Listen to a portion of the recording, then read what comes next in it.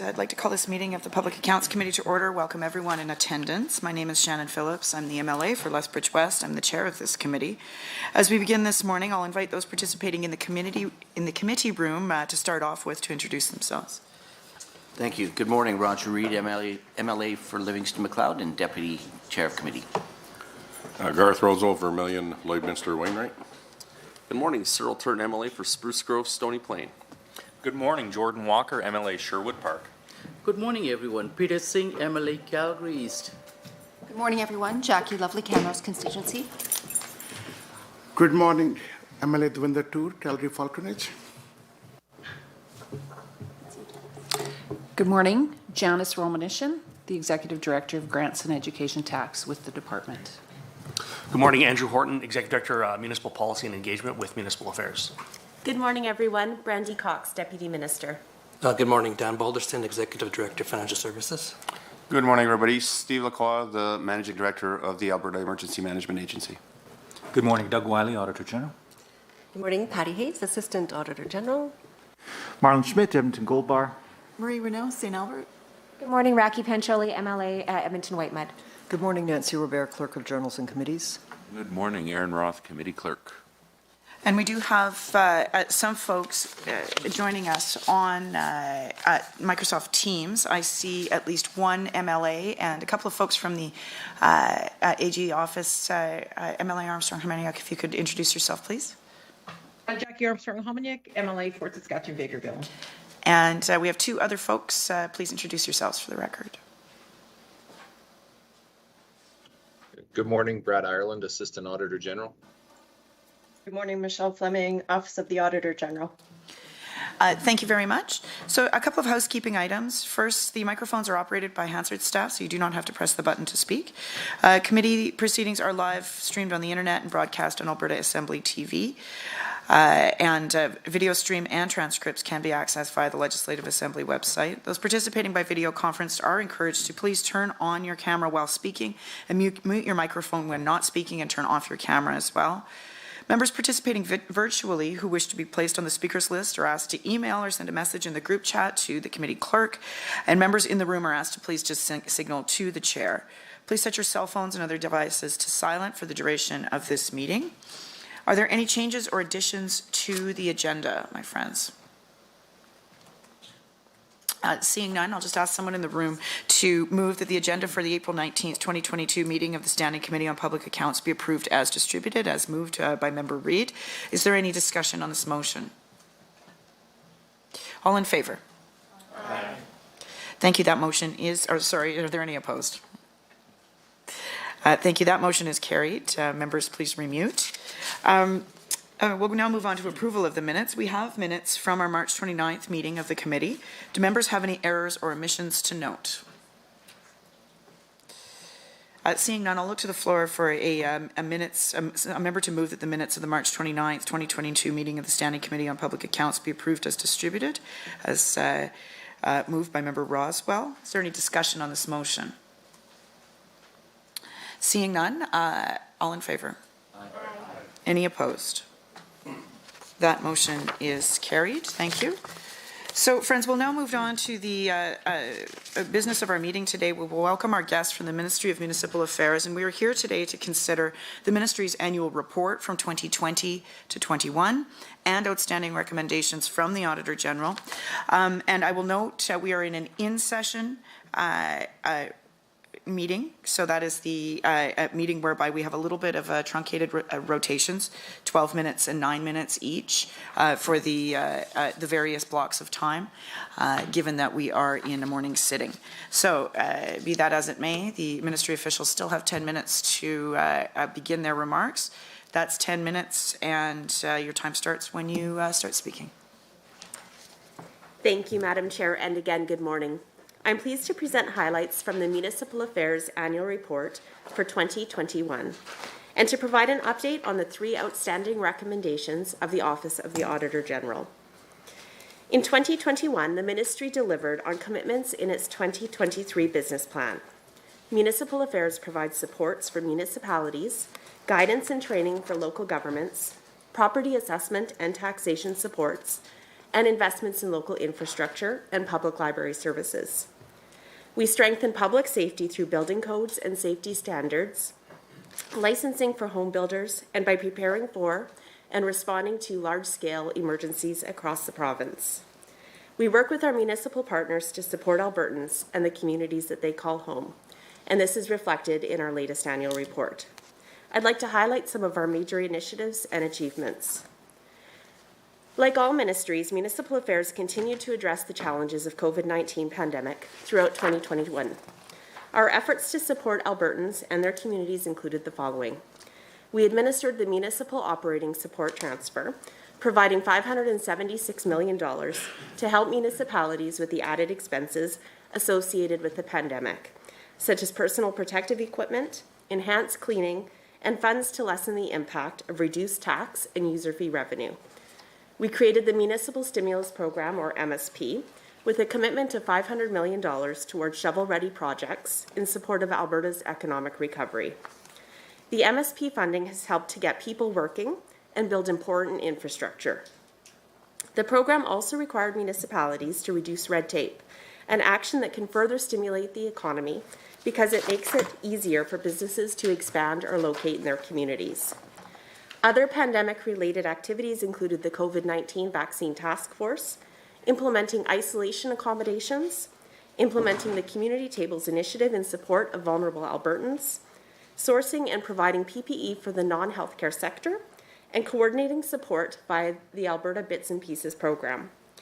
Even as Municipal Affairs dealt with the unprecedented environment of the pandemic, we carried out significant business plan activities that advanced long-term goals. The ministry supported hundreds of municipal infrastructure projects across the province through a variety of annual grant programs. Building new and upgrading existing local infrastructure is vital to creating safe, sustainable, and viable communities where Albertans can work, raise their families, and thrive. These capital commitments included $970.9 million through the Municipal Sustainability Initiative, or MSI, to help fund local infrastructure projects across the province, such as roads, bridges, recreation, parks, transit, wastewater facility, and other municipal infrastructure.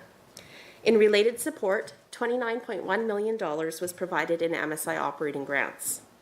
$244 million in capital funding was provided through the Federal Gas Tax Fund, now known as the Canada Community Building Fund, and under the Small Communities Fund, 4 more of the 56 approved projects were completed from the funding commitment made in 2015, when Alberta and Canada each committed $94 million. Municipal Affairs efforts to strengthen communities also continued in our work to support Alberta's public libraries, which are vital community hubs.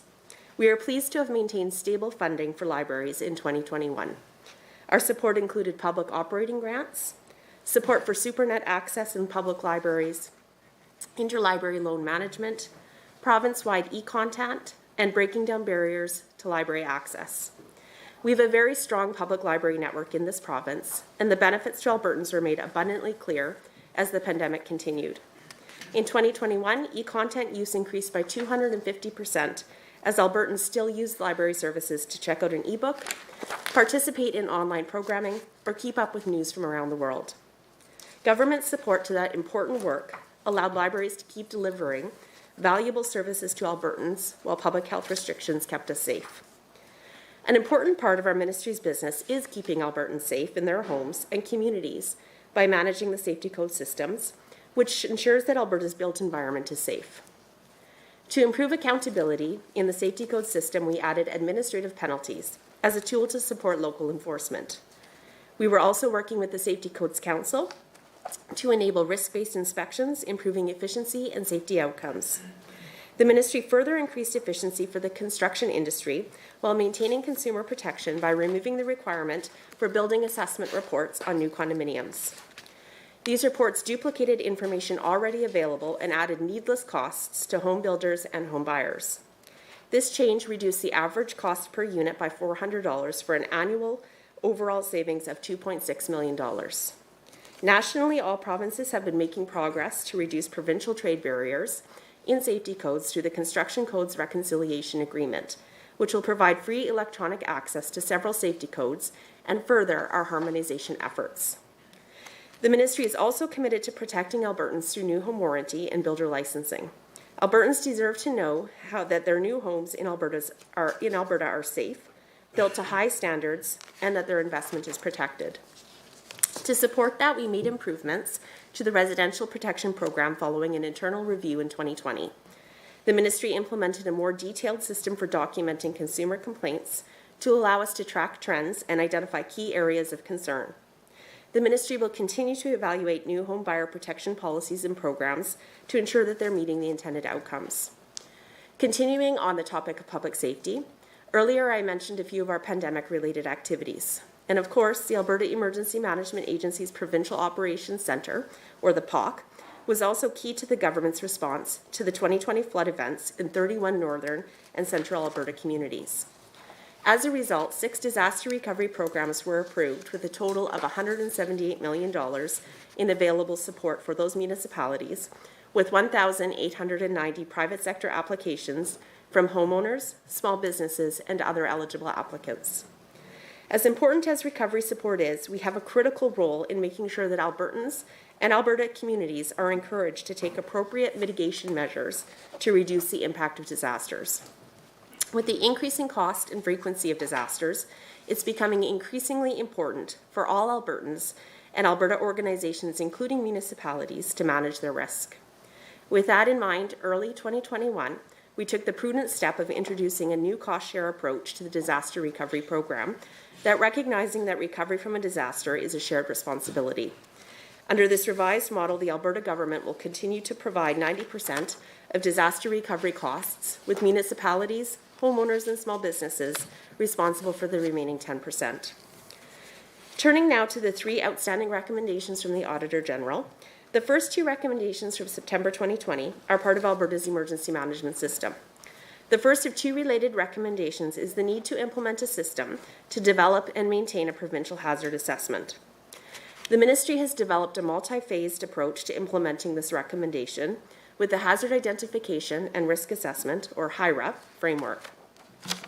The plans for HIRA include the development of tools, templates, and training, a process review, and stakeholder engagement.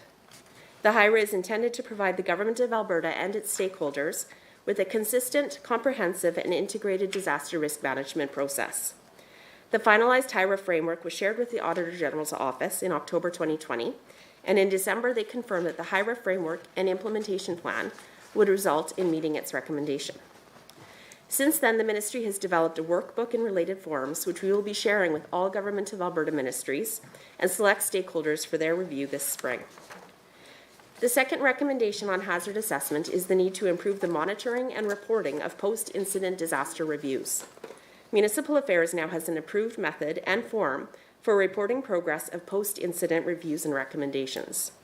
Changes include more detailed descriptions of deliverables, deadlines, and status reporting, as well as clarified roles and responsibilities for reviewing, approving, and completing the reports. These changes have also been reviewed by the OAG, who are satisfied with the process being implemented. The first revised reports were issued to the respective ADM and DM Public Safety Committees in December 2020. Updates on this will form a regular part of these 2 committees' work plans. The next scheduled meeting with the OAG audit team is May of this year, and at that time we will confirm the next steps required to bring this recommendation to conclusion. The third recommendation, which is currently in progress, relates to flood mitigation, identified in the AG's March 2015 report. This is a complex issue involving a delicate balance between public safety and the rights of property's owners. As such, we'll need to take into consideration how solutions intersect with things like federal flood insurance, to make sure that they're informed by up-to-date flood maps and engage stakeholders who would be impacted by these plans. In conclusion, I'm proud to acknowledge that in all of our roles, responsibilities, and programs, Municipal Affairs is committed to making the lives of Albertans better. We would be pleased to take your questions.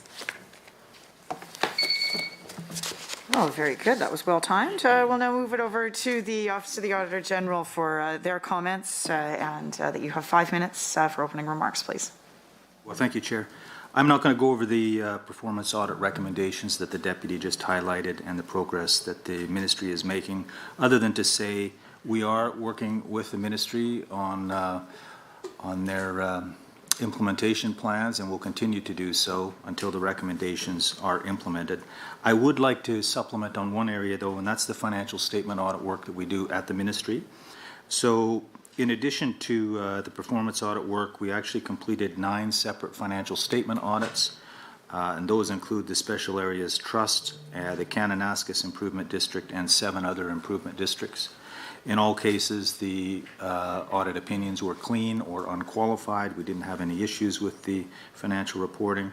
And in addition, we also completed the financial transaction work at the ministry that's necessary for us to conclude on the consolidated financial statements of the province. So with that, Chair, I'll turn it back to you. Very good. So we'll now move on to our first rotation. We have the official opposition with a time block of 12 minutes. And I see Member Schmidt is going to lead off. Thank you very much. I want to thank the officials from Municipal Affairs for joining us. I want to discuss the second wave of the pandemic and the minister's leadership of the department during that time. As all Albertans remember, we got hit hard during the second wave. Government was slow to respond. And because of that, Albertans were locked down for Christmas.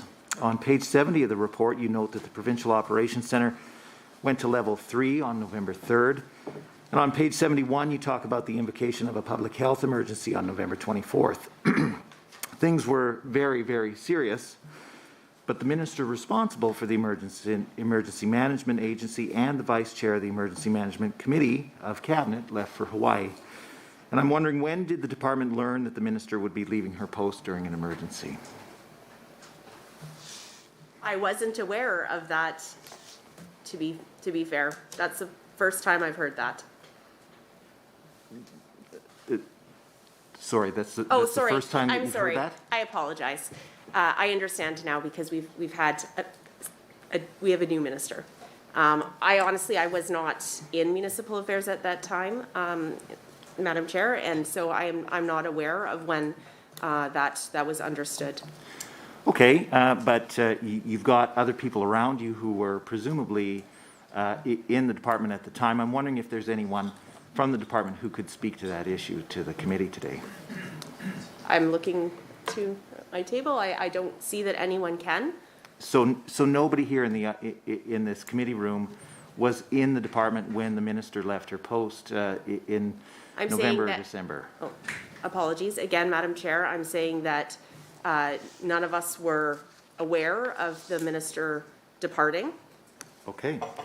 So nobody here in the room today was aware that the minister had left for Hawaii during December of 2020. Is that a fair statement? Yes. Okay, thank you very much. I mean, at some point, it came out in the public record that the minister was gone, and this department is responsible for giving advice to the minister. Did anyone give advice to the minister that maybe jetting off to Hawaii during the middle of an emergency was a bad idea? No, and what I can also say, if you are interested, in terms of the way in which the Provincial Operations Centre elevates through the sort of escalation between levels 1, 2, 3, and 4, those decisions are certainly made at the public service level with the interest of Albertan safety in mind. I could happily have Stephen Lacroix talk a bit about what sort of factors go into the decision to escalate to level 3, as you've cited from the annual report. But just to be clear, those are things that we would absolutely, of course, inform a minister of, but those decisions are made within the public service. Well, I think that goes on to my next question then. If somebody from the department could explain to us the process that occurs when we are in an emergency and the minister leaves the country, I guess. How does the department learn that the minister who is accountable for this agency is leaving, and what is the process for making sure that there's continuity of command and decision making during that time? We can absolutely. I'll have Steve talk a bit about the different escalation points. I think for the record, important to note that, of course, while the Minister of Municipal Affairs is responsible for the Alberta Emergency Management Agency, the state of public health emergency was made under the Public Health Act, and the minister responsible is the Minister of Health. But Stephen, may I ask you to just talk a bit about the different escalation points? Yeah, thanks, Deputy Madam Chair. Well, I guess, sorry, I can make a couple of points.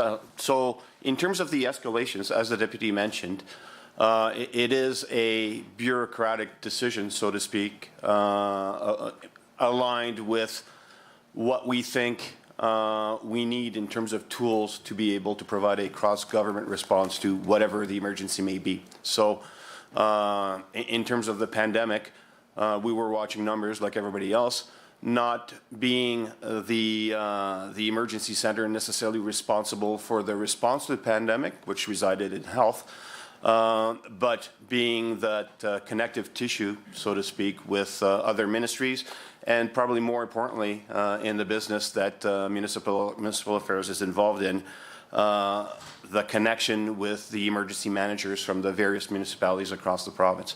Now, based on the numbers, on the hospitalization, on ICU numbers, on the needs of the municipalities we connect with, we decided to elevate, at that time, the POC to level 3 to provide additional reporting, have additional staff on hand to be able to answer those questions and do that cross-government coordination I was speaking about.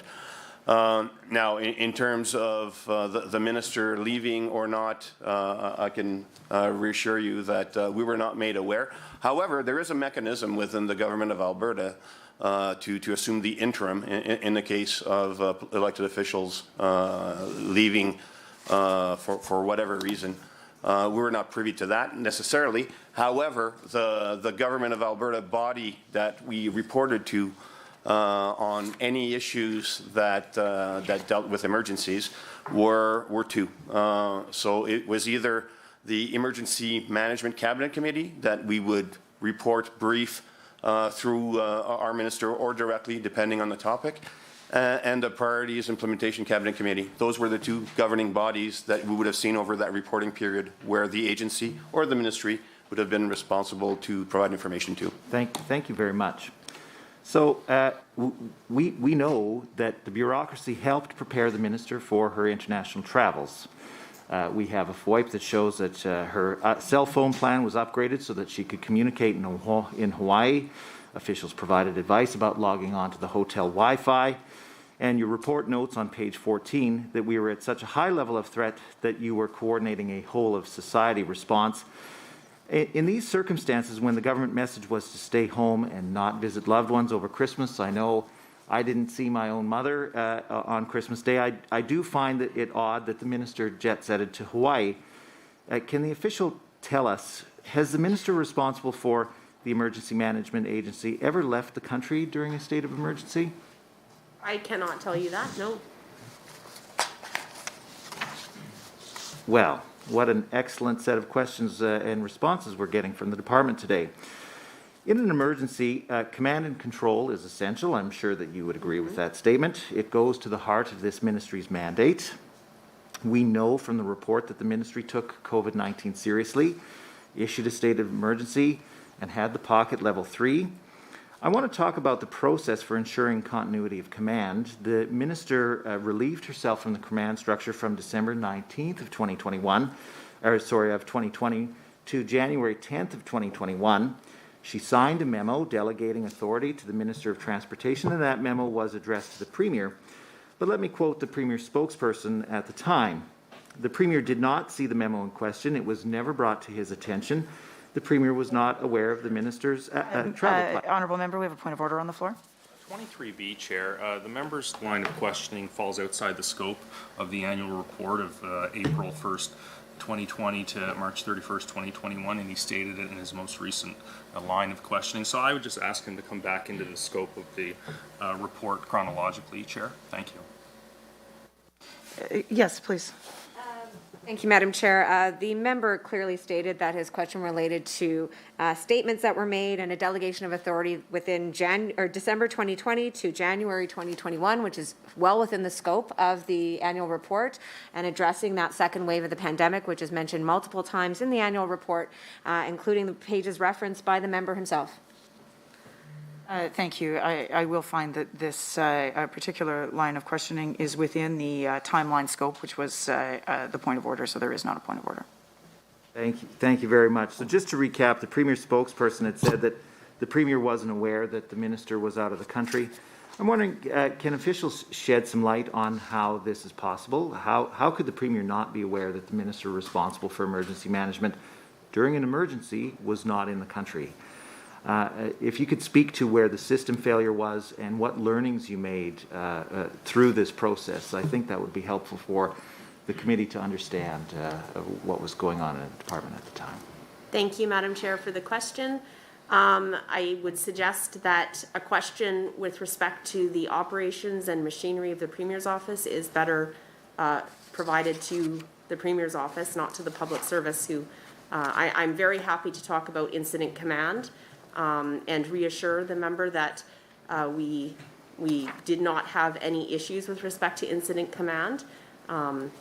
That is something that we could definitely speak to. So the responsible minister leaves the country and nobody at the department has a responsibility to tell anybody else in government that this person is gone? To be clear, the responsible minister under a state of public health emergency is the Minister of Health. Certainly, the Emergency Management Operations Center, our Provincial Operations Center, was escalated to be able to provide any necessary support to the Health Emergency Operations Center, as we do through various points within the pandemic. And that is a decision, again, that is made at the public service level. And the incident command structure, in this case, was maintained through the public service. So the ministry, if I understand you correctly, the ministry did nothing to ensure that the Deputy Minister of Executive Council, for example, knew that the minister was out of the country. I cannot tell you whether or not there was any communication. And I appreciate that you weren't there at the time. However, you've got an entire cotillion here of officials, some of whom were there. Can you turn around and see if anybody else can speak to the issue? This is an incredibly important issue of public policy, and I think the people of Albertans deserve a better answer than you weren't there at the time. I'd happily, again, check with my colleagues to see if anyone was aware or had communicated that awareness beyond our office. And I'm seeing that folks are Somebody that. steps forward and everybody takes a step back, like in the old army jokes. But, okay, so in a state of emergency, when the Provincial Operations Centre plays a central role in accordance with outcome 4 of the report that Alberta is emergency ready and resilient on page 68, what is the normal process for the bureaucracy to know when the minister responsible is away? And was that process followed here? I will ask Stephen if he's aware of what the normal process is. I, again, would suggest that all of the response was contained within the public service. And so, your earlier question with respect to lessons learned, I think that what I do know of the Alberta Emergency Management Agency is that those staff did an absolutely incredible job, as did all of the consequence management officers that would have been at the Provincial Operations Centre from other ministries to be able to support the Health Emergency Operations Centre. Stephen, anything you'd want to add? Yeah, Madam Chair, I don't have much to add other than all this was kind of transparent to us, right? So we need to understand that politicians will make their decisions. Thank you. And so we'll now go over for 12 minutes on the government side, please. Thank you, Madam Chair, and thank you to the department. Before I start, I just want to say thank you for all the work you do and the work you have done during COVID-19. It was great, and thank you very much. Well, if you look at page 72 of the annual report, which explains that in April 2020, the Alberta Emergency Management Agency established the Personal Protective Equipment Task Force in response to the pandemic and the increasing and rapid need of personal protective equipment for numerous organizations across Alberta to prevent the potential exposure to COVID-19. I see on the graphic that the main stakeholders who received such personal protective equipment were healthcare and social workers, which is about 73.8%. Public security is about 15.79%. And others such as like personal wellness, acupuncture, and business, about 9.47%. Food service, less than 1%, is 0.76%, and utilities is 0.11%. So my first question is, how many pieces of PPE were sent during 2020 and 2021 period?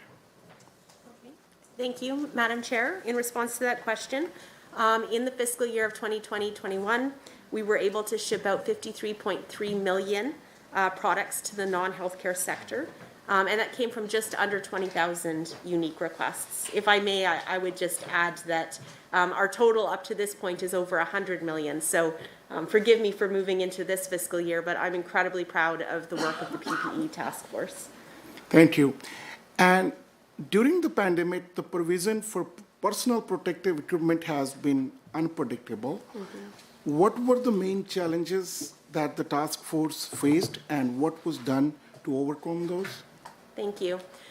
So like many Albertans would have experienced, our main challenge was, of course, around the supply chain. So the demand for PPE, particularly in the fiscal year that we're referencing, far exceeded the available supply. And so this meant that we needed to be really careful in terms of prioritizing our PPE provision to focus on clients who are really supporting vulnerable organizations in the province and making sure that those folks were equipped with PPE first before being able to expand our outreach. We were able to collaborate with groups in Alberta Health Services, as well as the Public Health Agency of Canada to help us establish the correct supply chains and to really make sure that we were leveraging them in order to get PPE in the hands of those that need it at most. Thank you. And can you further explain what the measures taken by the task force to support, especially the school boards, across the province during the fiscal year in question? Thank you again for that question. Certainly, we had a key role in procuring and distributing reusable masks for staff and students across Alberta. And we did this on behalf of Alberta Education to support a safe return to school in September 2020. This included essentially facilitating and distributing masks. We also had a role to play in terms of donated cleaning and disinfecting products, hand sanitizer, as well as face shields. In total, we were able to provide about 2.5 million products to 533 schools or school authorities across the province. Thank you. And Madam Chair, I'll pass my time to MLA Lovely. Thank you so much. I first of all want to say that the pandemic caused an incredible stress for everyone, and I just want to be very forthright with my gratitude. Your team jumped up and really came to our rescue in a number of different ways, and one of them in my community was PPE that was required by funeral directors. The president of the organization lives in my community, and of course we were dealing with a time when no one really knew what the effects of COVID were going to be, and so with cause they were concerned. So thank you so much for getting that much needed equipment to them. The other thing that happened was I live in a community that's very diverse, and on the northern part by Viking we have St. Thomas Lake, which is at the verge of flooding a provincial highway and flooding a number of homes. And so there's always those kinds of concerns.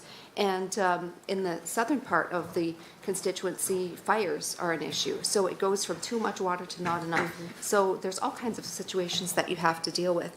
So that leads me to my question here. What contingency funding is available in case of emergency? So contingency funding is, of course, available through Treasury Board and Finance in terms of their budget. And so in this year, I believe it was 750 million. I'm getting a nod. In terms of that fiscal year, that was increased, of course, in this year's budget. Thank you for that answer.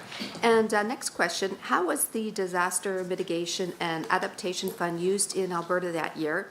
How much money was received from the federal government, and how was this funding used? And also, if you could address which communities benefited from the fund.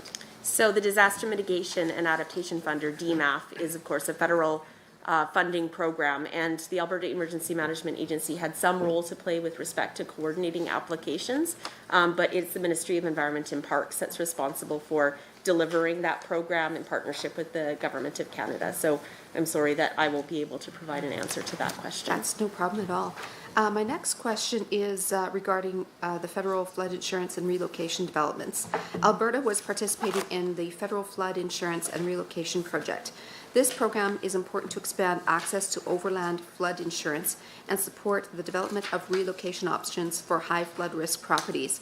I see on page 74 that the task force was focusing on examining options for low-cost residential flood insurance for residents of high-risk areas and to consider options for potential relocation for residents of areas at the highest risk of recurring flooding. So considering the Government of Canada has expanded recommendations from this work in April 2022, could you provide an update on the work that this task force did? Absolutely. And this is an important question because, of course, it pertains to one of our outstanding recommendations from the Office of the Auditor General with respect to floodway development. So the task force has conducted an analysis of the viability and costing for flood insurance by really looking at different options for low-cost residential flood insurance to residents of high-risk areas, considering strategies for potential options for relocation. This has included numerous different engagements conducted by the federal government with Indigenous communities through focused dialogues with First Nations, as well as those off reserve, Inuit and Métis communities, organizations, and individuals. The work of the task force will culminate with the development and submission of a statement of fact report, which will be public-facing, and that will be related to the Deputy Minister of Public Safety Canada and the President of the Canada Mortgage and Housing Corporation, or CMHC. So the report has been drafted by PSC staff and has been sent to all members of the task force for review and feedback. That's the point we're at right now. And it really does provide an evidence-based foundation for flood risk in Canada, and the findings of the task force on insurance options and parameters and models for potential insurance arrangements and relocation strategy. I'm happy to say that the Alberta Emergency Management Agency has been working extensively and involved with other Government of Alberta departments in reviewing and providing comments and feedback on the draft statement of fact report. Thank you so much for the answer. And with that, I would like to pass my remaining time over to MLA Reusable. Thank you very much. I'd like to talk a little bit about DRP changes. And Municipal Affairs is in charge of the province's disaster recovery program. And I see on page 80 that during the 2020-21, the administration of disaster recovery programs included 6 extraordinary disaster events, and 178 million was in disaster assistance was approved. And I looked further into the report just to see how that was divvied up a little bit, and maybe you can expand on that. But I was just curious, like it looks like 26 million went to private sector, about 30 million went to municipalities, 34 million went to other ministries that were for their infrastructure and stuff like that. And that's kind of it. And I'm just curious about did the rest go to residential? Like I'm trying to add the 178 up to what was actually spent. So given that, can the minister provide an overview of the existence and programs supported under the DRP in the province? For sure. So to your last question, through the chair. So AEMA does provide financial assistance through disaster recovery programs, or the DRP, as well as Municipal Wildfire Assistance Program, which is sometimes referred to as an MWAP. We also have other conditional grant agreements that might be executed to support recovery, and those are directed through our minister.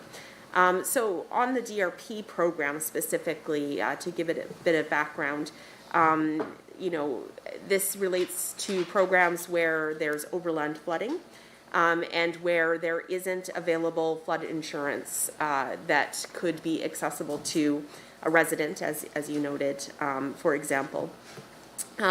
We do have other types of disasters in the province that wouldn't qualify because there is readily available insurance, such as sewer backups, for instance.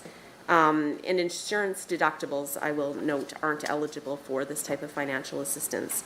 And if Albertans have chosen not to insure, or they've underinsured their property, then they would not be eligible either. On the Municipal Wildfire Assistance Program, this is really about financial assistance that's available to municipalities that incur extraordinary expenses for wildfire suppression outside of Alberta's forest protection area. So there were 6 DRPs, as you mentioned, and that relates to that $178.2 million under the Disaster Recovery Program. $153.4 million was for the 2020 Northern Alberta Flood DRP, following flooding and groundwater seepage due to rain, snowmelt, and ice jams that occurred from April 22nd to May 4th, 2020 in 18 Northern Alberta communities. $6 million was for the Calgary and area DRP that included Northeast Calgary, Rocky View County, and Airdrie for damages that were caused by overland flooding resulting from a severe hailstorm on June 13th, 2020. $10.8 million relates to East Central Alberta Flood DRP. Thank you. We'll now move on to our second rotation, the official opposition for 9 minutes. Thank you, Madam Chair. Okay, so again, in accordance with outcome 4 of the report on page 68, the Ministry, Alberta Emergency Management Agency, the Provincial Operations Centre, and Executive Council must know who's around to make decisions during a state of emergency. So the Premier claimed that he only learned that his Chief of Staff was leaving the country as he was en route to the airport, and that seems unbelievable to me, but so I have to ask this question. Does the Ministry or Alberta Emergency Management Agency keep an active list of which key decision makers are around at any time during an emergency? And by key decision makers, I mean people who have either legal or functional authority to make decisions and give direction. So I don't know that we have a list per se. I think that we always are aware of who is making decisions if we do need to escalate them. And, you know, the location of that decision maker is a bit unimportant if, in fact, the decision is able to be made through different mechanisms that we have available to us. Again, I would just reference that with respect to this annual report and the events that you're related to, the decision making that we're talking about in terms of escalating to a level 3 within the Alberta Emergency Management Agency, those things were made at the public service level, and so we had decision makers present to be able to support that. So if I'm understanding correctly, there is no mechanism within this ministry to know where key decision makers are, or who is the key decision maker, who is the elected key decision maker at any time. So how do you figure out who to speak to? I again would say that we don't have, as I'm aware, a list per se, and that if we needed to escalate a decision to our elected minister, we would have reached her to get a decision as would be required. Okay. So is it just, how do you know who to call?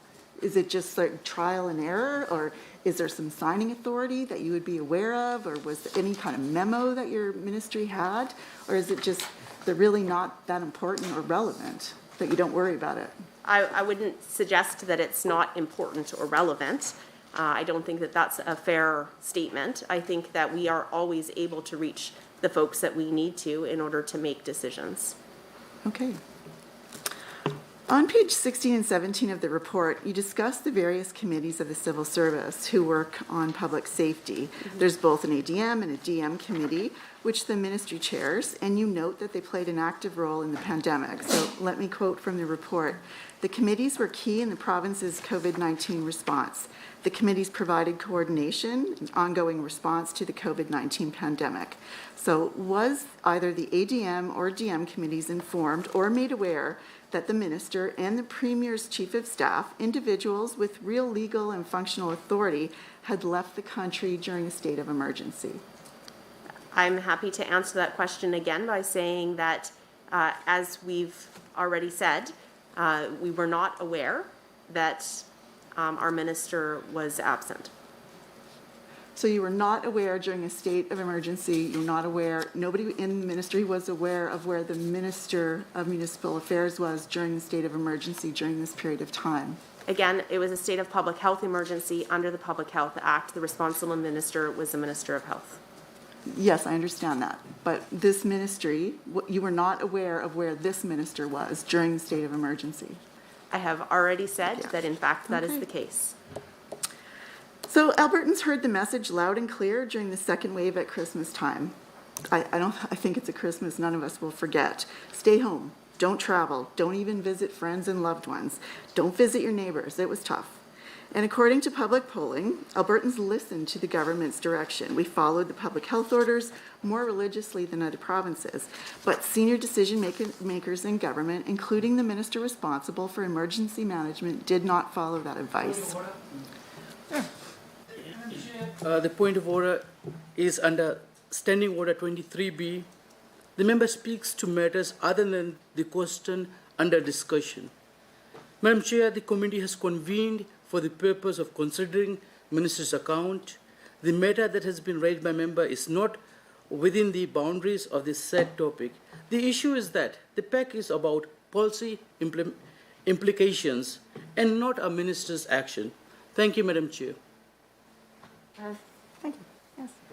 Madam Chair, I believe the whole purpose of the Public Accounts Committee, as the member has stated, is to evaluate choices that were made by the ministry, who is led by the minister, and as again, the annual report and the documents before us in this committee deal extensively with how the ministry, led by the minister, responded to the COVID-19 pandemic. Thank you. I will just, direct the honourable member that she is to stay to the contents of the annual report. Having said that, I haven't heard the question. So it's difficult to rule whether it's in or out of order because we didn't get to the question. So I'm going to ask the member to get to the question. Maybe perhaps more quickly, and then we can ascertain whether at that time, just get to the question, and then once a response has been received, to move on. Thank you, honourable member. Thank you, Madam Chair. So let me ask this. Is any official in the room today aware of any direction or advice, however implicit, that it was okay to leave the country during December 2020? I can speak for myself, and what I can say is that I understood the direction to not travel. Okay. So going back to some of the things you said a little earlier, that there isn't a list of key decision makers with legal or functional authority, but you were confident that you could reach the minister at any time. So what about when she was flying to Hawaii? Who would you call? Again, if we needed to reach the minister and were unable to reach her because she was flying, we could certainly reach out to the Premier's office if we needed to. Okay. So you're confident that you could reach the Premier's office, say his Chief of Staff, who was also not in the country? I'm confident I could have reached, if I were in this role at that time, who I needed to in order to execute a decision, if in fact one was required, which it was not. Okay. So I'd like to ask some final questions about the second wave and tracking of officials leaving the country, so continuity of command, et cetera. And this is all in accordance with outcome 4 of this annual report on page 68. So what lessons, if any, did the ministry learn about folks leaving during a state of emergency? Did you change any internal processes as a result to better track who was around? And the public, in my view, was rightly angry after what is known as Aloha Gate. I'm sure you realize that. Did you do a hot wash to learn any lessons on that specific incident? And if yes, what specifically did this ministry learn?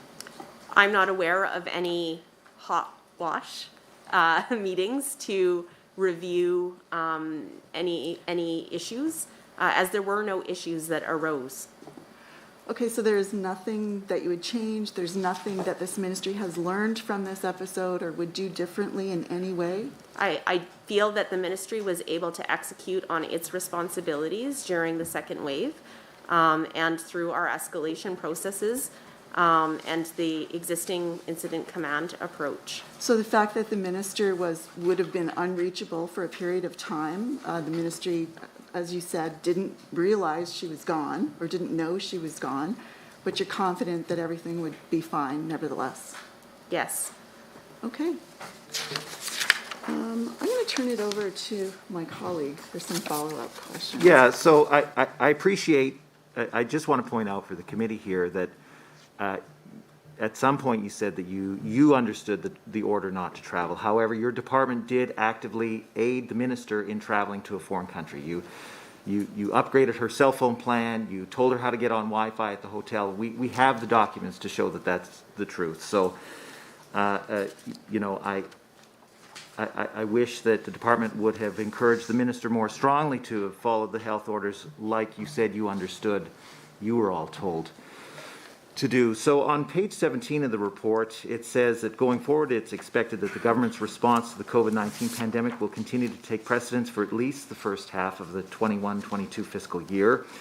At the same time, Municipal Affairs will continue to make progress on the outcomes identified in its 21-24 business plan. So your report talks about a time period through September to September of 2021, and outcome 4 of the plan on page 68 says that your goal is to ensure that Alberta is emergency ready.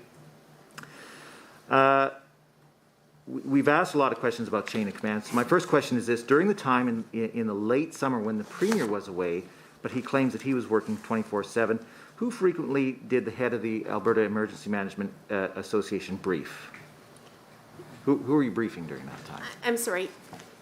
May I ask through the chair, which time period are you referencing specifically? So we're talking about page 17 of the report says that you had learned some lessons during the second wave.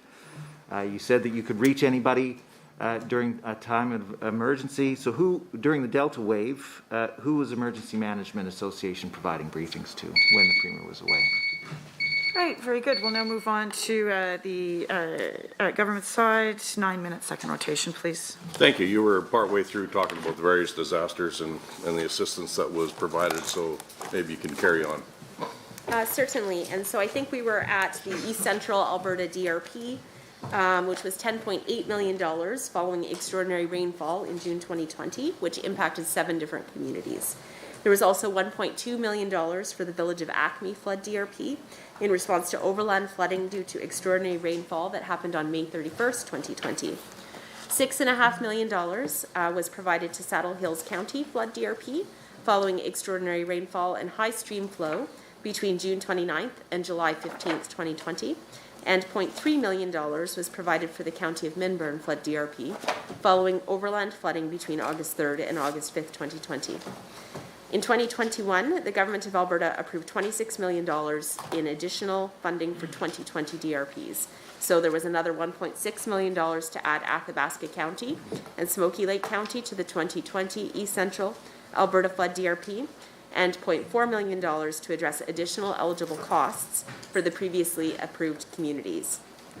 And lastly, $24 million was provided to support funding pressures identified in the 2020 Northern Alberta flood. Okay, thank you. How did those disasters impact the budget for that year? Like, did you spend more than expected or less or about right?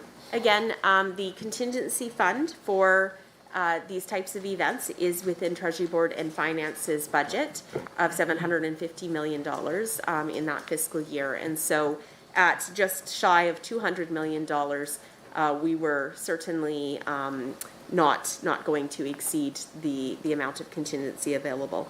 And I think just to be clear, of course, that we are always able to go back to Treasury Board for additional support, as you saw that we did when we had maybe higher than expected eligible costs or additional communities that hydrological analysis would say were impacted by this, severe flood events. Okay, thank you. I'm aware that there were several changes made to the DRP, and just if you can talk about those and elaborate on what the changes were and why they were necessary. Okay. Thank you again for the question. So just a bit of background in terms of the rationale. As we've seen, the cost and frequency of disasters in Alberta is increasing, and our province does need a strong fiscal framework in place in order to deal with those financial risks, which is why we made changes to the DRP. So prior to these changes, Alberta was the only province that did not cost share the financial risk and liability of disaster expenses through cost sharing mechanisms, thresholds, residential funding limits, or restrictions for assistance in floodways as part of the disaster assistance program. And so even with these changes, where Alberta is now in line with others in terms of cost sharing, we continue to be the most generous jurisdiction. We do hope that this cost sharing approach will encourage Albertans to mitigate disaster risks by doing things like purchasing appropriate insurance, reducing property development in high-risk areas, relocating for less disaster-prone areas, and doing any sort of mitigation that might assist to their properties. And so what that cost-sharing arrangement looks like is a 90-10 split in terms of the province picking up 90% of eligible costs and then the applicant, so potentially local government or other private sector applicants, taking up 10%. And so this helps to mitigate that. In terms of funding limits for individual homeowners, that was another change that we introduced, where we have a $500,000 funding cap per homeowner application and a one-time limit on disaster financial assistance per property. And so these things aren't retroactive, so if there were claims that were in place before this change was implemented, then you would not be subject to the cap or to the one-time per event, per property. And so this is really, again, so that we're not investing Albertans' taxpayer dollars into the same property over and over again. And there are limits on the sort of public support for those properties that are in flood-prone areas, for example. Okay, thank you. I'd just like to go to conditional grant agreements relative to relocation. And in relation to the 2020 Alberta spring flooding events, multiple communities were impacted, including Mackenzie County and the regional municipality of Wood Buffalo, which had to declare states of local emergency in response to the flooding due to ice jams on the Peace and the Athabasca. These events impacted communities in Fort Vermilion and Fort McMurray. In Fort Vermilion alone, there was 503 evacuees apparently, and in Fort McMurray there was just over 3,800.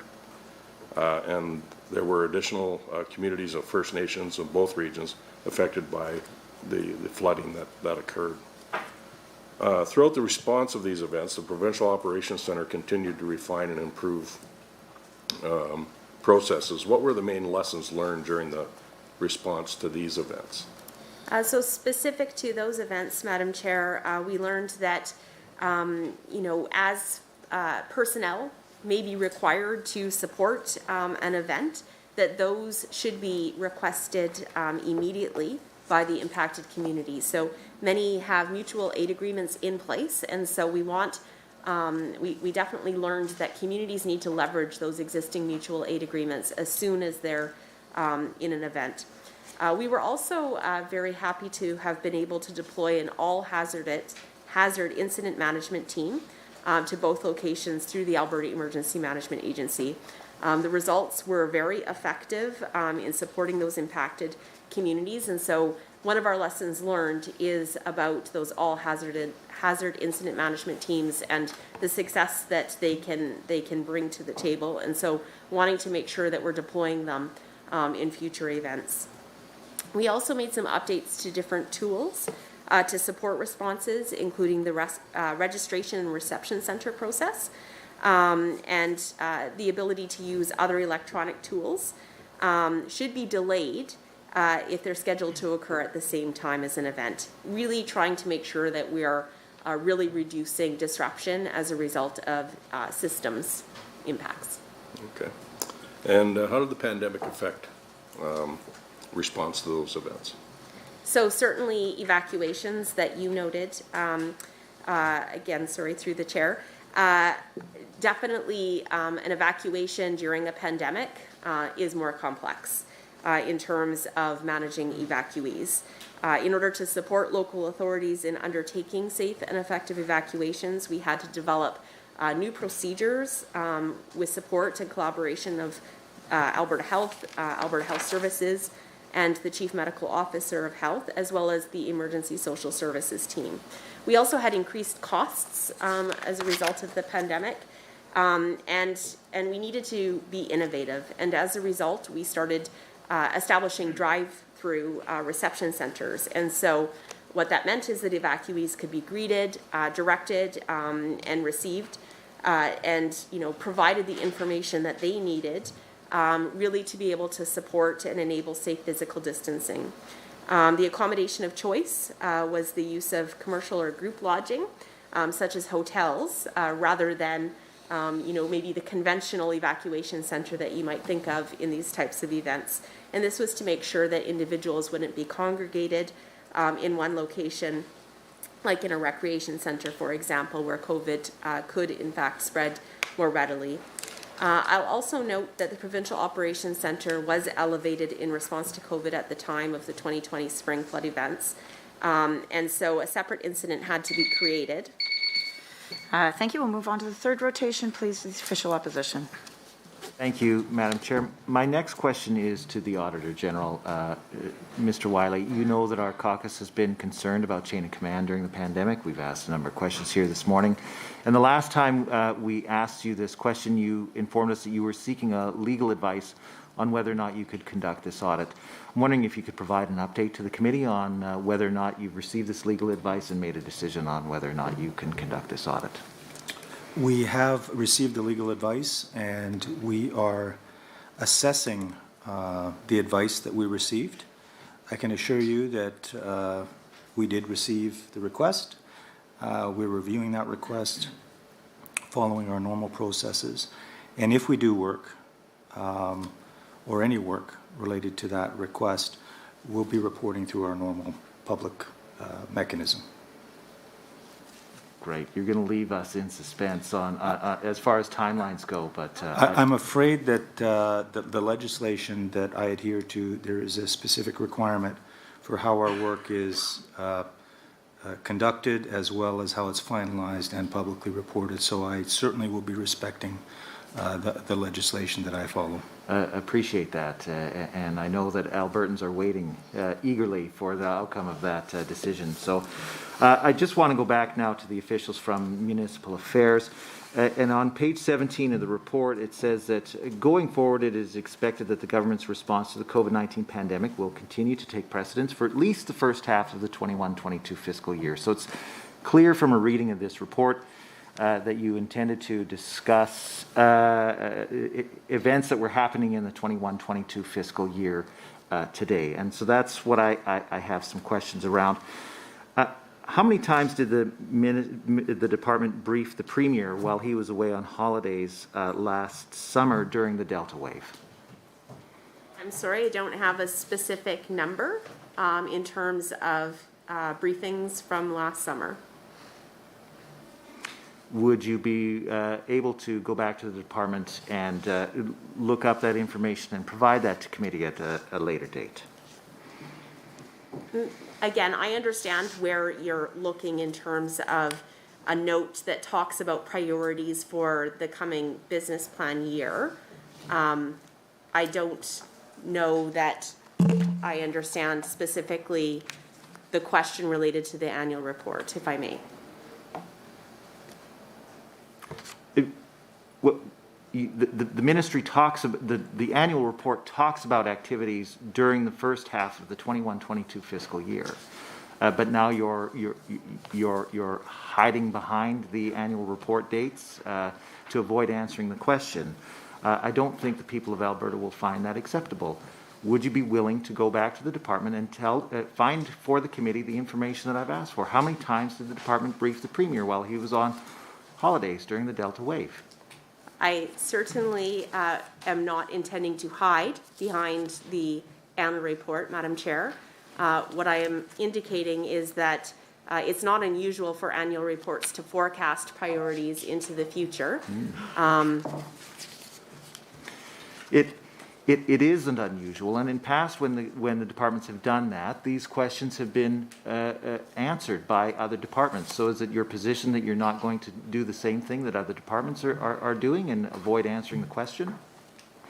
I am not avoiding answering the question. 23B and 23J, 23B, he's referencing a time period outside the annual report we're discussing, and then 23J, I feel the language of hiding and avoiding questions may be causing, is abusive and insulting language, possibly to cause disorder. Thank you. Thank you, Madam Chair. As the member has repeatedly indicated, there are references within the annual report that's under consideration by this committee to the time period and goals for the question he's asking about. As well, I don't believe the language of saying hiding has been ruled out of order as unparliamentary by the speaker, and so I think it's within the bounds of this discussion of this committee. Thanks. Having heard interventions from both sides, it is true that both last year and in some previous iterations of the Public Accounts Committee, ministries have discussed time periods outside of the fiscal year simply because they are referenced in the annual report. This happened last year. It has happened at other times. And I'll note even that the deputy referenced that in reference to a question about PPE earlier in our time here together. So that piece I'm comfortable with as long as people reference where they're getting the information and what they're actually querying about what is behind the language in an annual report. Now, as to the 23J piece, while hiding is not necessarily unparliamentary, it's not, there's no real precedent for that language being ruled unparliamentary. I will caution the member that speaking through the chair, and this it is important to do, and generally speaking, we try to employ third person. While, stylistically or grammatically it doesn't always flow, it should flow in that way in addressing the deputy. So I'll just leave that note and we can continue our questioning, please. Thank you very much. So I'm going to give the Deputy Minister perhaps another opportunity to answer the question. I'm sorry, I don't, Madam Chair, have an answer to the question with respect to the number of times we would have briefed Executive Council or the Premier in that time frame. That wasn't the question, Madam Chair. The question was whether or not the Deputy Minister would be willing to research that information and provide it to the committee at a later date. Yes. You will. Thank you very much. Now, in a similar vein, I'm wondering if the Deputy Minister can tell the committee how many times during the first half of fiscal 21-22 the COVID Cabinet Committee met. I appreciate that the Deputy Minister probably doesn't have that information at hand. Will she commit to tabling that information to the committee at a later date? The COVID Cabinet Committee is not the responsibility of Alberta Municipal Affairs. Okay. In the view of many Albertans, during August and September 2021, the decision-making progress in government failed the public. Again, the Delta wave crushed this province and we had a number of excess deaths. Following the flawed decision-making process that we saw happen during the second wave, you had to have plans in place to do things differently. And your own report notes it on page 17 that you were planning for it. So what lessons did you learn during the second wave that were successfully applied during the third wave? And what lessons did the government fail to learn during the second wave that were not applied in the third wave? So, Madam Chair, the types of lessons that we learned relate more to our sort of core business around how the pandemic would impact our ability to execute on things like disaster recovery programs, establishing reception centers, those types of things, as I was indicating to another member's questions. Could you perhaps be more specific in terms of what you might be looking for, if I may ask that? Well, I mean, it's quite clear to any casual observer that the government of Alberta has failed spectacularly to manage the COVID pandemic in both the second wave, that's the topic of this report, and subsequent waves. You know, and I think Albertans are rightly frustrated that the government is either incapable or unwilling to learn the lessons from the previous waves. Please, can the Deputy Minister please tell the people that they've learned something and that they're going to do something better at some point in the future? I can absolutely, Madam Chair, say that we learned many things through COVID. We learned that, for example, communication with local authorities was an important sort of way of being able to make sure that there was a good understanding across our communities. And so we did things, for instance, like weekly email communication out to all municipalities, so 333 of them. And as you asked about, you know, what that meant in terms of potentially even this fiscal year, we were able to have telephone town halls. We were able to leverage local authorities to help support things like talking with their own community members to address vaccine hesitancy. And so those were tables that we were able to utilize after seeing how effective those communication tools were throughout, for example, the second wave leading into the third wave. So is it fair to say that one of the lessons learned during the second wave was that municipal affairs should restrict the ability of local authorities to deal with the pandemic if the province fails to uphold its responsibilities? No. Okay, then explain to us what the ministry's position is on the ability of local authorities to respond to the pandemic when the province fails to meet its obligations. May I ask for a reference to the annual report through the chair? Lord. We just had the question about what you learned. Tell us, we just had the question about what the Deputy Minister learned.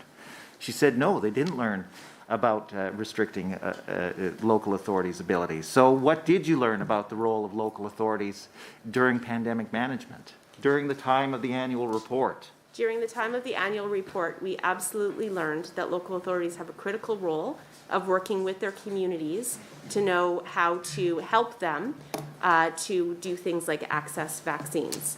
What would be the most appropriate way to communicate with their members about hesitancy that they may have to be able to answer questions as leaders. Thank you. So just before we go to the government side, I just want, Member Hunter has joined us to replace Member Armstrong-Homeniuk. So Member Hunter, if you could introduce yourself for the record, that would be great. Grant Hunter, Table Warner. Thank you, Honourable Member. We'll now go to the government side, please. Thank you, Madam Chair. And thank you for your time and joining us today. Appreciate having you here, and it's so great to actually be able to meet with you in person again and review your annual report. So I want to personally thank you for your time here with us. Red tape reduction. One of the things I heard on early on from my municipalities after I was elected was regarded just to the time and expense that it takes for municipalities to get things done. So very, very pleased with this government's focus on reducing red tape. We know that that's one way that we can support especially my rural municipalities that are not necessarily staffed up the way or our leadership is able to spend time that some of our larger centers are on. So red tape reduction for my small rural communities is certainly very important. So just want to ask some questions related to red tape and you know, I'm aware that red tape reduction principles were included in the development of the municipal stimulus program and the municipal operating transfer programs to ensure that programs could be delivered in a streamlined manner. Could you elaborate for us which red tape reduction principles were used and how they reflect on each of these programs? Thank you for the question, Madam Chair. So the Government of Alberta, of course, does define red tape as things that are unnecessary time, resources spent by citizens, staff, and businesses to comply with regulatory and administrative requirements imposed by legislation, regulation, and associated policies, forms, and guides. And so absolutely, the member is correct in noting that our grant programs do have requirements that are imposed on municipalities in making those applications. And so for the purposes of the Municipal Stimulus Program, or MSP, as well as the Municipal Operating Support Transfer, or MOST, we did really look closely at how to minimize the amount of red tape that we would be potentially imposing on applicants. And so we did things like using a single funding agreement covering all projects rather than a funding agreement for each project. So as you can anticipate, with the type of dollars that we're talking about, $1 billion plus between the two of them, there are numerous projects that each municipality may be applying on. And so having one agreement is certainly very streamlined compared to having an individual agreement for each project. We also were very cognizant of wanting to streamline our processes, forms and documentation to make sure that we were collecting information as efficiently as possible. So still needing to make sure that we are being accountable. These are taxpayer dollars. And so, the type of information that we were asking for needed to be sufficient to make sure that, in fact, the projects were eligible and that this was a good use of those dollars. And so we did want to make sure that the guidelines for MSP and MOST were being followed, but we didn't want to collect sort of extraneous information that wasn't required for program administration. So limiting the conditions for funding under both programs was another sort of principle that we followed. So under the MOST program, for example, no applications were required, and there were very few conditions for the funding other than some eligibility criteria for various program elements, such as, for example, if you're receiving dollars associated with potentially lost user fee revenue on public transit systems, of course you had to have a public transit system in place. We wanted to also make it simple for municipalities to submit documents. Is now joining. Including project applications through a single stimulus mailbox. We also worked very hard to manage the program cycles. So that includes things like the project submission, eligibility review, recommendations reporting, and payment by creating an IT solution that was flexible enough to accommodate any changes that would be required as we anticipated application volume. We also made sure that we were looking at our own timelines and really worked hard to reduce the timelines for review, approval, and payment to municipalities. Again, wanting to make sure that we were getting dollars in the hands of municipalities as quickly as we could. Thank you. One of the other things that was amazing to me that I learned when I started this job was that libraries fall under municipal affairs, and I believe I'm not the only MLA that was surprised by learning that. Referring to page 15, it indicates that the ministry was looking into potential amendments to the Libraries Act. Can you provide us an update with an update on this consultation and this process? Absolutely. Thank you for the question. So we did undertake comprehensive stakeholder engagement with key library stakeholders in 2021, and stakeholders did identify a number of modest improvements that could be made to the Libraries Act and associated regulation to streamline processes and reduce red tape for library services. And so we are looking forward and anticipate being able to bring forward amendments that address what we heard from that stakeholder engagement this fall. Thank you. Also, asking some questions related to collaboration with Alberta Environment Parks. Of course, I have lots of landowners in my riding, and I understand that there was work with AEP to look into amending surface rights legislation and amalgamation. Can you update the committee on this process as well? Yes, thank you. So this was a collaborative effort between the ministry as well as the Land and Property Rights Tribunal and other departments that you mentioned. The tribunal, of course, is an independent quasi-judicial body that has a limited role in recommending changes to legislation. But the case law does recognize that tribunals have an obligation to identify weaknesses or inconsistencies in legislation that may result in maybe confusion or unnecessary litigation. And so we did identify two provisions in the Surface Rights Act that created additional work for operators or maybe caused unnecessary delays to landowners waiting for decisions and payments. And so a recommendation was made to Alberta Environment and Parks in consultation with Alberta Justice to amend the surface rights legislation to eliminate these requirements from the legislative process. We used a similar process, again with extensive collaboration between various ministries, to establish the Land and Property Rights Tribunal Act in 2021. And so these legislative changes were able to result in a number of efficiencies for Albertans that really made sure that we were addressing needs and concerns of parties who do appear before the tribunal. Thank you. And just one last question related to red tape reduction. Any other, as I mentioned earlier, the reduction of red tape for my municipalities is incredibly important. So any other initiatives that the department has taken on to further reduce red tape for our municipalities and for the province? Absolutely. We've done, I think, quite a lot of work. I'm very proud of how seriously the department has taken red tape reduction, and we're well above our target. And I, again, am really proud of folks for their creativity and the seriousness with which they took this mandate. We did do a number of changes to the Municipal Government Act to make sure that we were streamlining requirements for municipalities. And so phase 1 was completed in fall of 2019, and that included streamlining intermunicipal collaboration frameworks and intermunicipal development plans.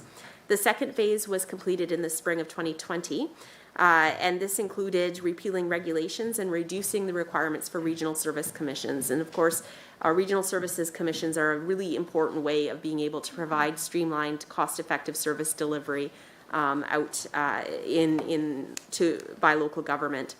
The third phase was completed in fall of 2020.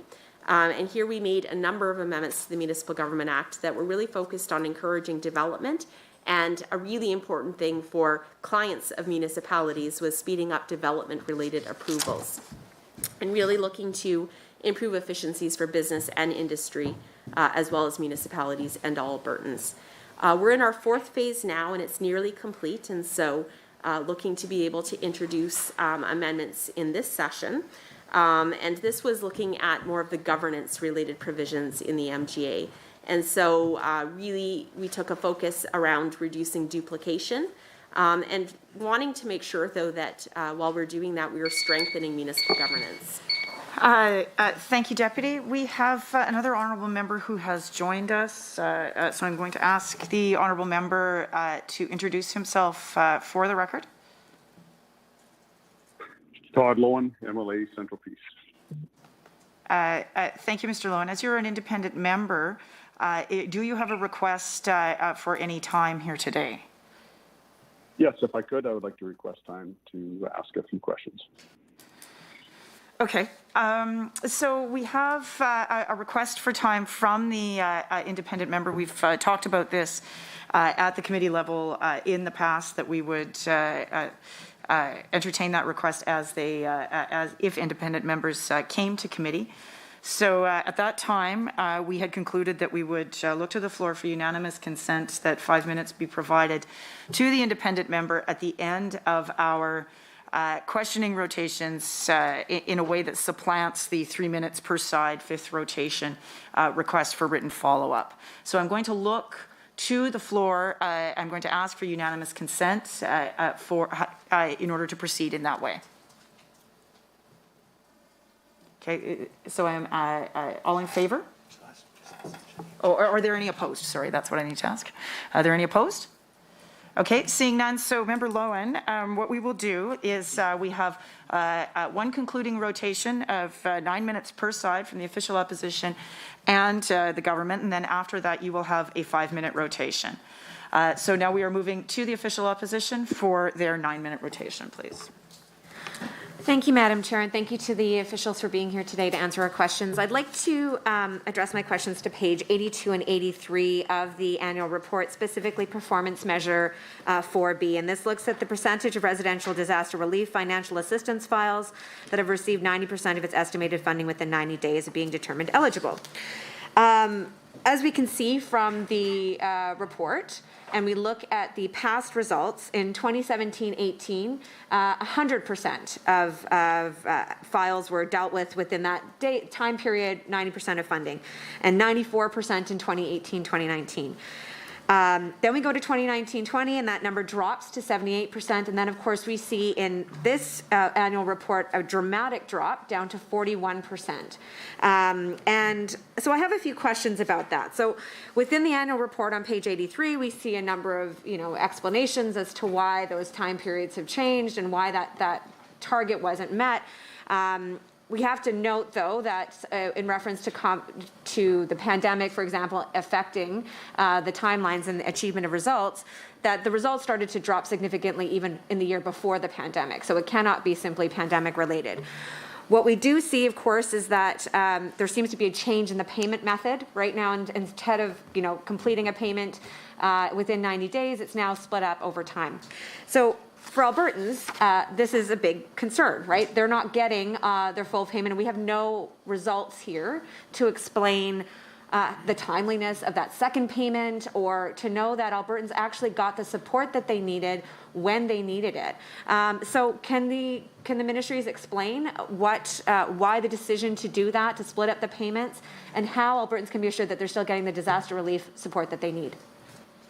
Thank you, Madam Chair, for the question. I will ask Stephen Lacroix to supplement and or correct any of the response that I provide. But certainly, as the member noted, there was a strategic decision made to essentially change the payment cycle so that we get early payments out as quickly as possible, but we have a simplified eligibility review process at that time. And so this does mean, in terms of the evaluation, that we are looking to balance that streamlined approach to reviewing the applications, getting a payment out, and then doing the full eligibility review subsequent to that.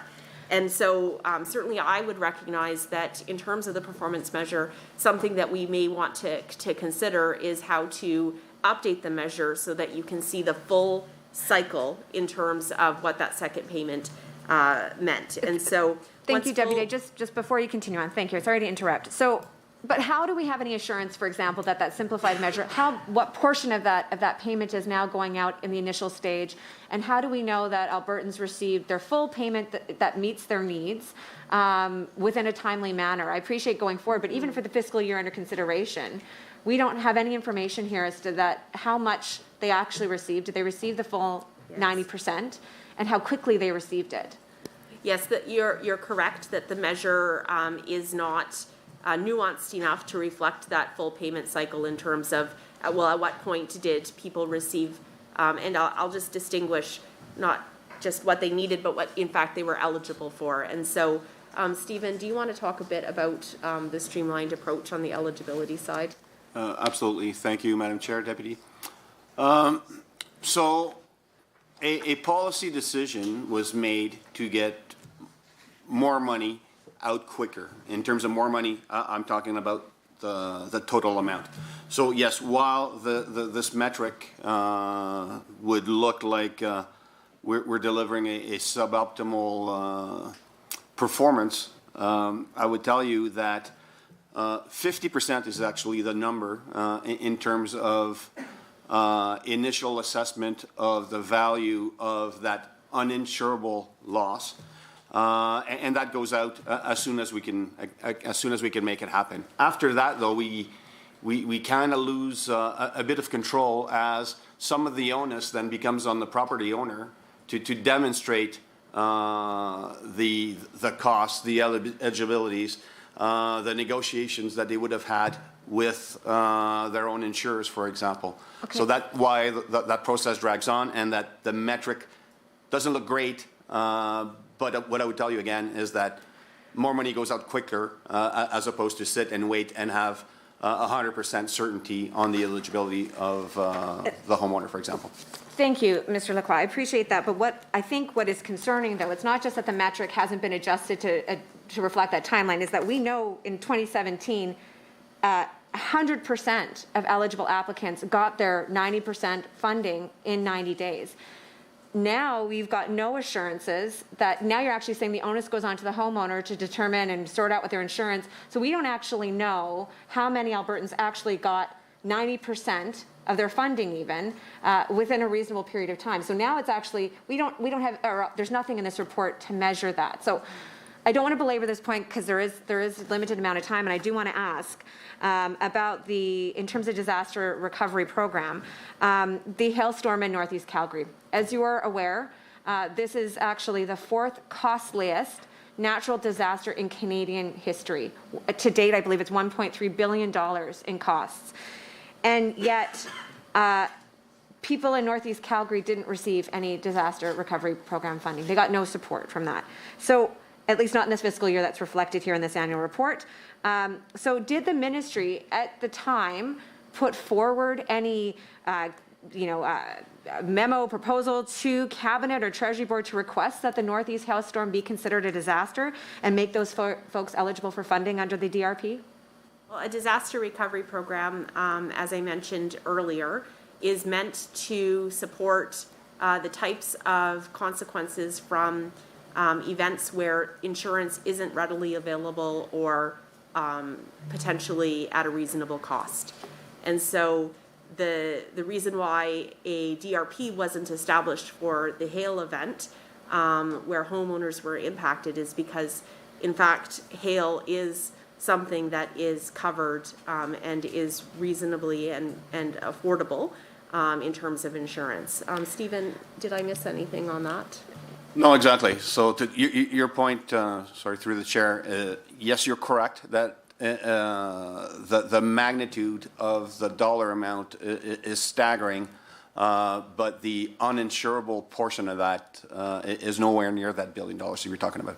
Thank you. But again, in terms of for the people of Northeast Calgary, they experienced significant loss and were not able to recover, and many are still struggling to recover. Is there any consideration that's been given by the ministry to adapt its disaster recovery program? Were any recommendations put forward? We're talking about this, it sounds like red tape, right? For if you're an Albertan and you've had this significant damage, you just want to know how you can get support and get payment and recover. And what I'm hearing is there's technicalities. Has any issue or proposal been put forward to change that to the ministry or to the minister? No.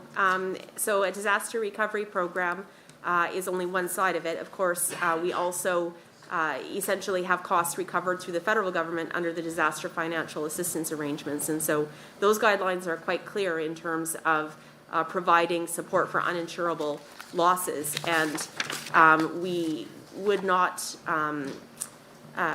want taxpayer dollars essentially to take the place of private insurance that is available for homeowners. Understanding and recognizing, of course, that is really a terrible event for folks to have lived through, but it's not something that they could not have sought insurance for.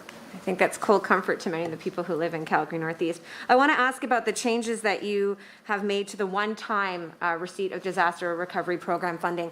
I just want to note that 3 out of the 4 biggest natural disasters have occurred in Alberta in Canada's history. And you're saying that those people should only be eligible for support. Okay, I will now have the final rotation for the government side. 9 minutes, please. Yes, thank you very much, Madam Chair, and thank you very much, everyone, for coming out here today.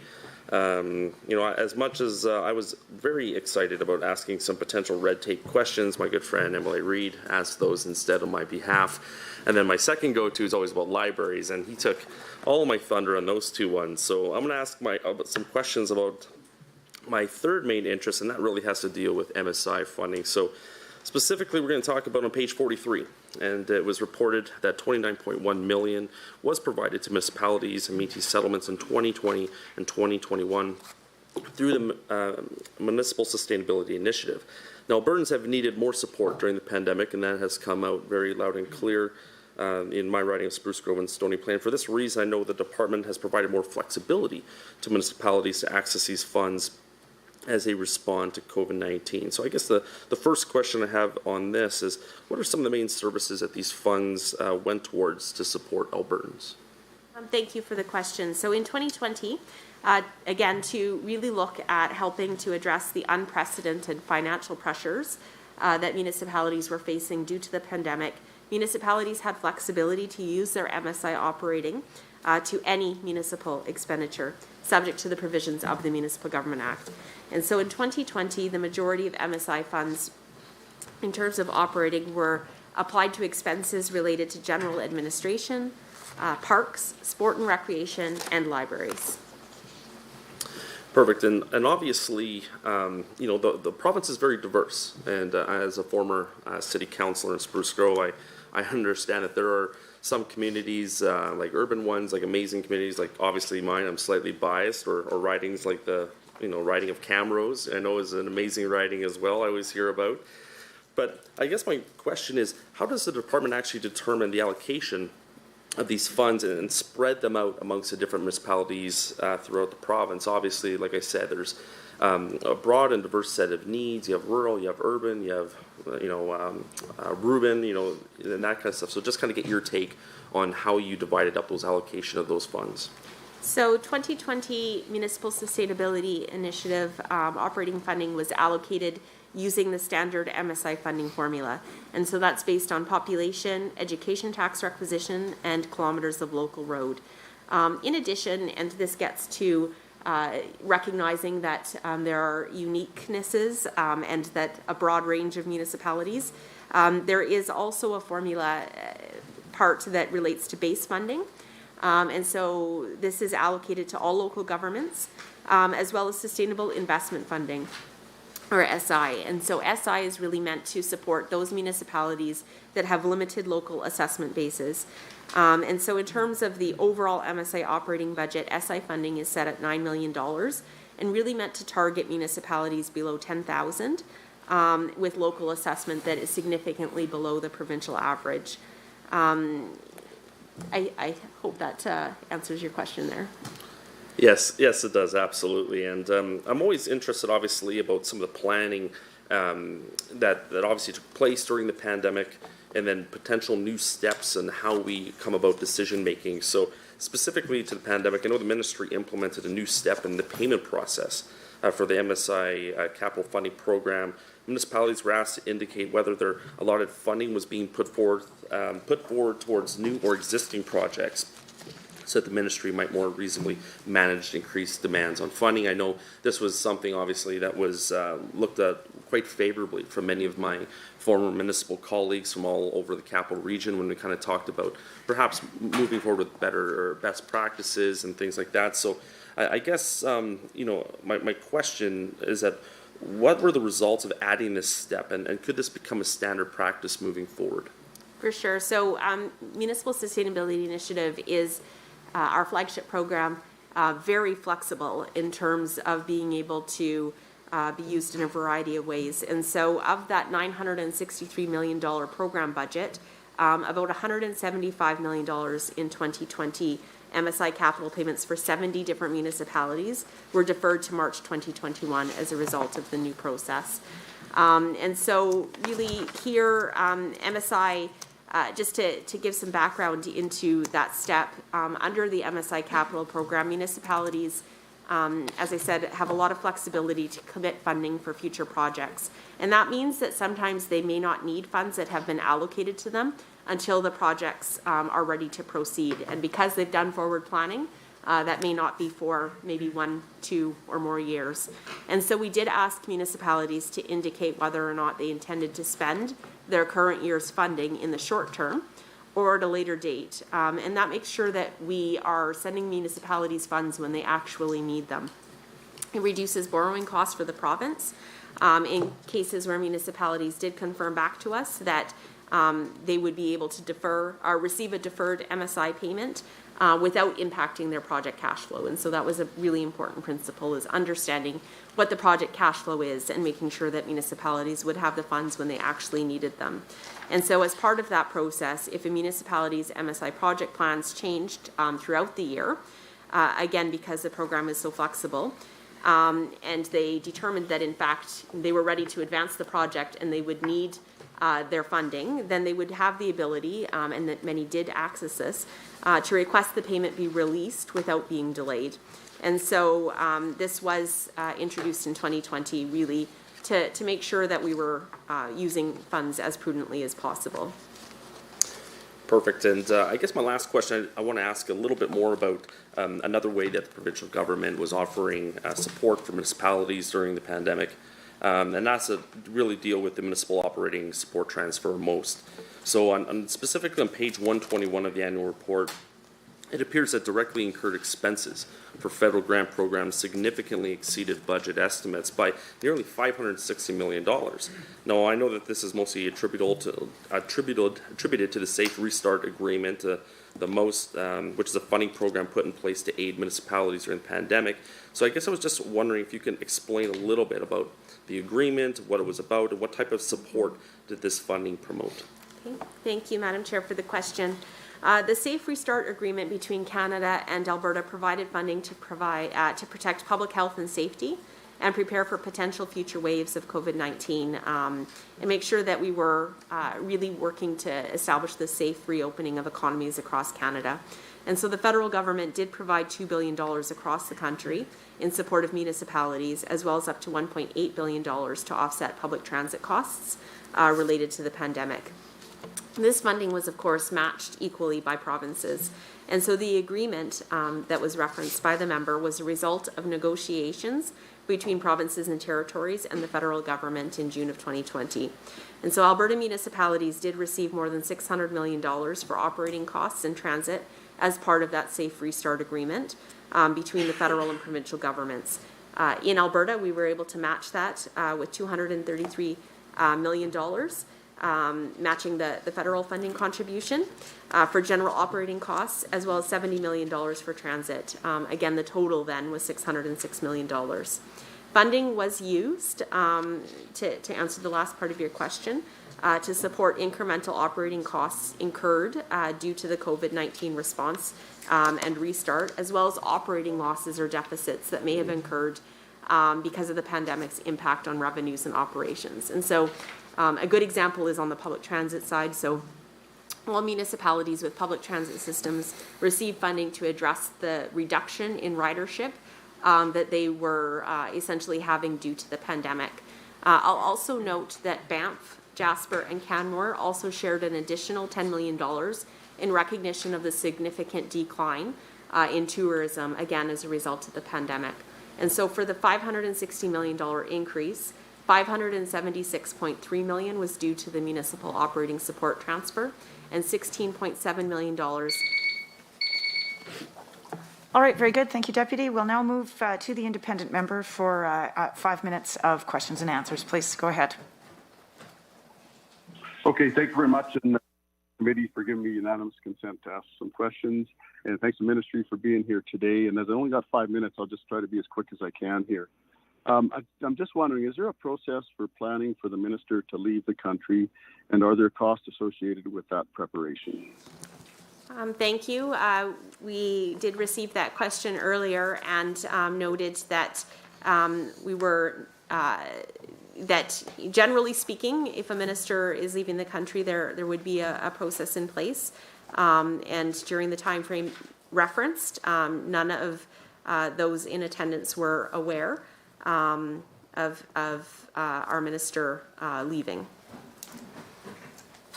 Okay, so you're suggesting that nobody aware of the leaving the country in December 2020 and January 2021? That is correct. Okay, and was there any preparation done for a phone plan for the minister to be leaving? I was not aware of that. I did note that I was not in this role at that time, but I was not aware of that. Okay, who would have prepared that phone plan change then? I'm not certain who would have done that. The folks who I have with me at the table were not aware and would not have been part of sort of the administration around it, nor were folks that I have in the gallery. Okay. Is there a process in place now for that? Sorry, may I ask you to repeat your question through the chair? Is there now a process in place for that eventuality of a minister leaving the country? We don't. I mean, ordinarily, of course, if a minister is leaving, we would support them in their departure. Okay. Who covers the ministry while a minister is out of country? If there's a delegation in place that is done via memo, then potentially it's another acting minister of the Crown that would support the ministry in terms of any decision making that is required. Often, and as is the case, if there's a decision that is required, we are always still able to reach our minister. Has been my experience since I've been in this role. During that time period, was there any other minister assigned to take the minister's portfolio if necessary? Not that I'm aware. Okay. Do you know who would be aware of that? Something that we could look into, if I may. Okay. Could you undertake that? Yes. Okay. Thank you. And again, on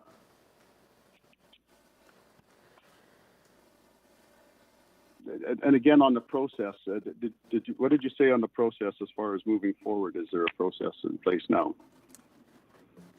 The process generally, if there is going to be an absence of decision making, would be the delegation that I referenced earlier in terms of an acting minister of the Crown being in place and decisions needing to flow to that minister. So that is the process. Okay. And what kind of staffing changes has happened since December 2020, January 2021 within the ministry of that may have staff that may have been aware of this situation? I'm sorry, I don't really quite understand your question in terms of staffing changes. Has there been any staffing changes? You say that not that you were aware or anybody else that's in the room was aware, but then you also indicated that you weren't in your position at that time. Who was in your position at that time? And is there any other staffing changes that have happened since then? I became Deputy Minister of Municipal Affairs in May of 2021. And prior to my role as Deputy Minister, or my time as Deputy Minister, the Deputy Minister was Paul Winnick, who is now, of course, the Deputy Minister of Health.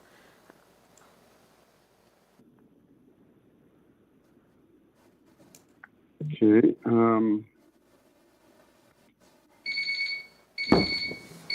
There we are. Good.